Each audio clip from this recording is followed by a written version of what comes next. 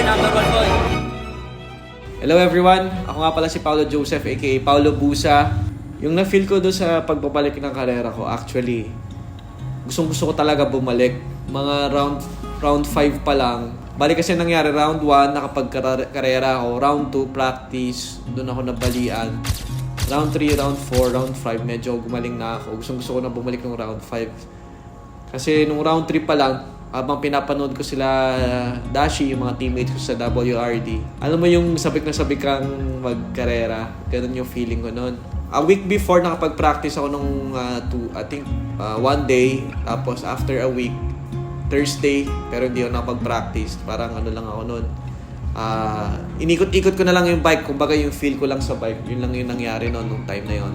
And I'm very excited nung time na yon kasi nararamdaman ko na bumabalik yon. Pero relax pa ako noon. Medyo relax pa lahat ng mga galawang ko. Kasi ayoko na sumagad ng sobra-sobra pa.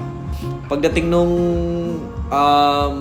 qualifying, nakapag-oras tayo ng 2:03 na hindi ko rin ine-expect. Kasi kumbaga, alam mo yung parang yung feel mo, relax ka lang. Pero hindi mo in-expect na makapag 2:03 ka na ganung oras.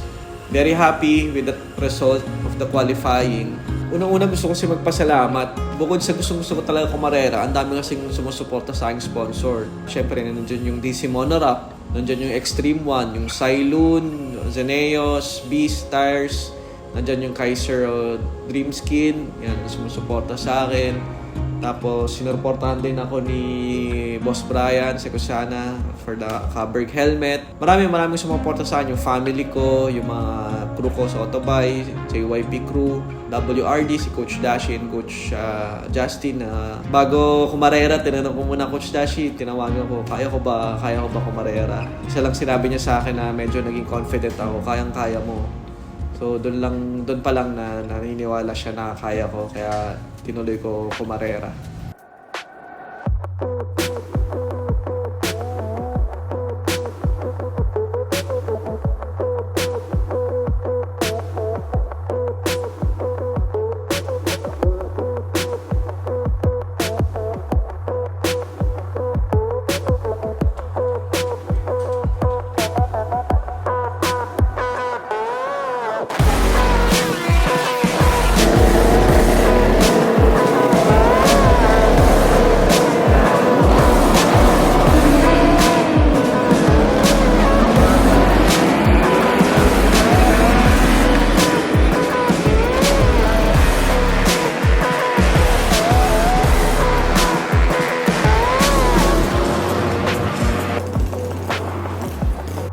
So yun na nga, ito na, araw na ng karera. Kukwento ko na sa inyo, Buso fam, kung ano nangyari. Siyempre, gang-gang tayo dito.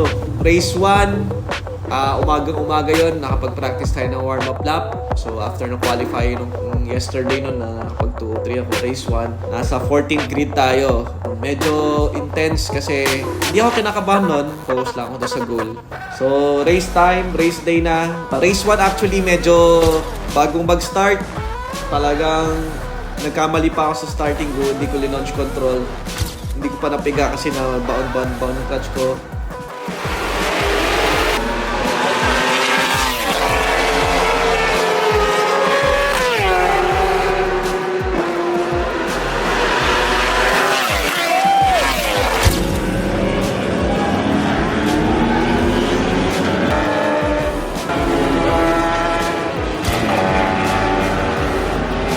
Pero napansin ko doon sa race 1 na nakalayo ng hinabol ko kasi parang pang-apat ako sa ulit. Pero medyo limit na naman tayo, pang-1 tayo overall. 8 overall.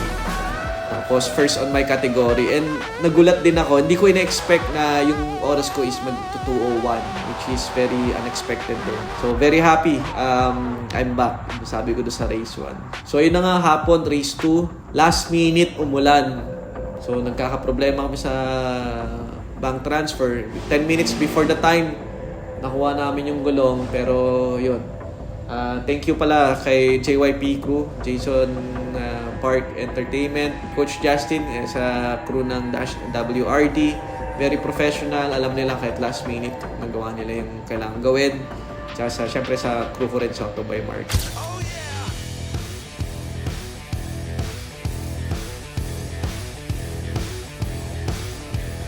Going through my head like a jet plane.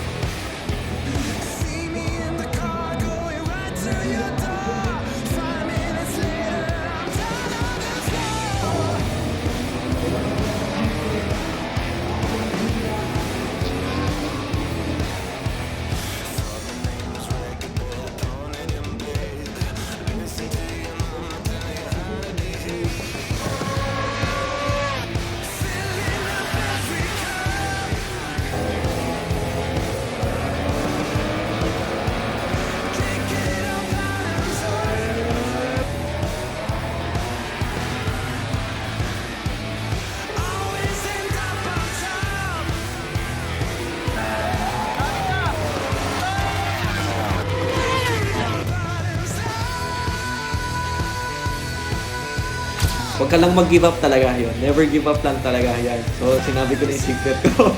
Yun, talagang humagulgol po ako na yun. Hindi ko napigilan yung sarili ko na lumuha. Very happy kasi yun nga, nakabalik tayo. Nakuha pa natin yung first place.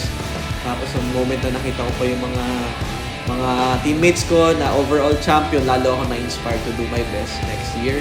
And hopefully, I can still race next year. And sana may marami pang sumuporta sa atin. And sa family ko, bonus pa yun kasi nandun yung whole family ko sa mga kapatid ko nandun, nanonood sa akin, yung mga crew ko, yung wife ko, tsaka yung dalawang daughter ko, nandun din. So, umakyat ako ng stage, kasama ko yung eldest daughter ko na gustong-gusto na rin magmotor ngayon. Few minutes of your glory, siguro pag-akyat mo ng stage, 10 minutes of your glory na, not glory pero 10 minutes of excitement para sa pinaghirapan mo na almost 1 year din ako nagtitraining kay Coach Dashi Watanabe. So this race season, it's been a very fun race season. It's a bittersweet victory din kasi bitter because I learned in a hard way and sweet kasi comeback talaga ako. It's not just a minor setback to a major comeback. So never give up on your dreams, Puso Fam. Like ko sinasabi. Game for life, never give up. Sheesh!